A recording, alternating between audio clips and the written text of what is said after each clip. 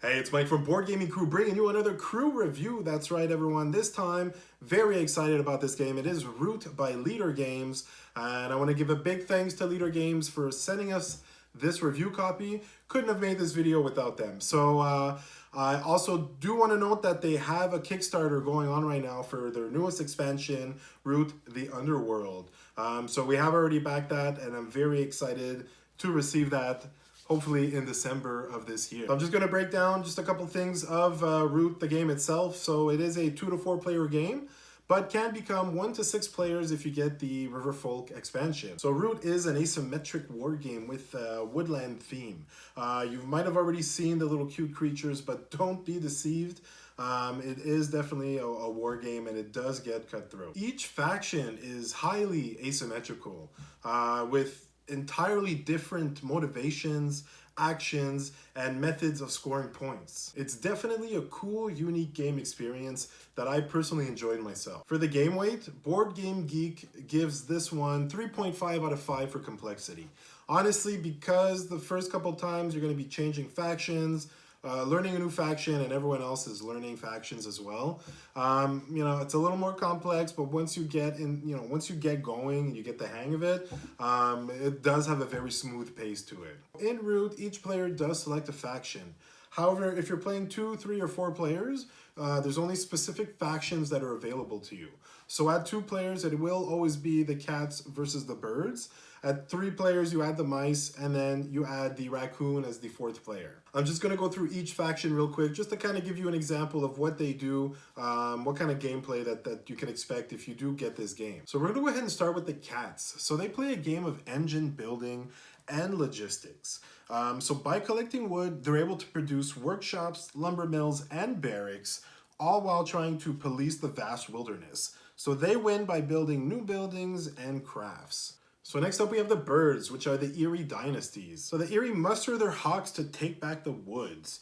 They must capture as much territory as possible and then build their roosts before they collapse back into squabbling. Honestly, these guys have one of the coolest mechanics in the game, which is the decree.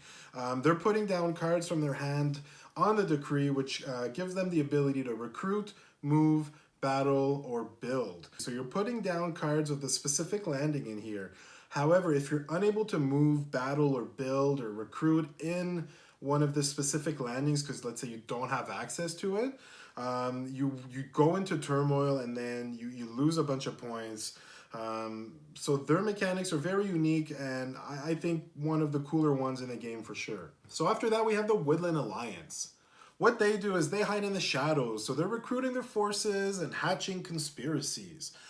They begin slowly and then build towards a dramatic late game presence, but only if they can manage to keep the other players in check. So the first time we had one of the Woodland Alliance, we did not keep the Alliance in check, and then they just blew up at the end. It was crazy how fast that in the late game that they got points, just because that we kind of stopped paying attention to them. So, that's what makes also this game very unique, is that you can't just try to battle one person, because then it leaves someone the ability to snowball, which is not something you're really looking for in this game. And then for the last faction, we have the Vagabond. So the Vagabond plays all sides of the conflict for their own gain while hiding a mysterious quest. They explore the board, fight other factions, and then work towards achieving their hidden goal. In Root, players drive the narrative, and the differences in each role create an unparalleled level of interaction and replayability. The innovative faction design created meaningful and engaging actions for us during our turns, in thus making our turns feel very rewarding. That being said, because everyone is learning a new faction, you're basically teaching 4 different games, which can become a little overwhelming. So I do recommend getting everyone to watch the video, which should ease the learning of the rules. So once you get the hang of Root, the game does flow nicely. And I must say that the artwork is very beautiful in this game. We would have loved to see a little bit of higher quality on some of the components, but it does not hinder the gameplay at all. So a couple things that we noticed is that kingmaking and runaway leaders are definitely going to be an issue. So you want to try to keep everyone in check. We did run into some issues with the Woodland Alliance, like I mentioned. We did not keep it in check. 2 turns later, won the game. So something that you want to keep in consideration. So just to wrap things up, this game has beautiful artwork, unique game mechanics, which does give you that unique game experience and replayability. So very happy with this game. It's going to hit the table many times.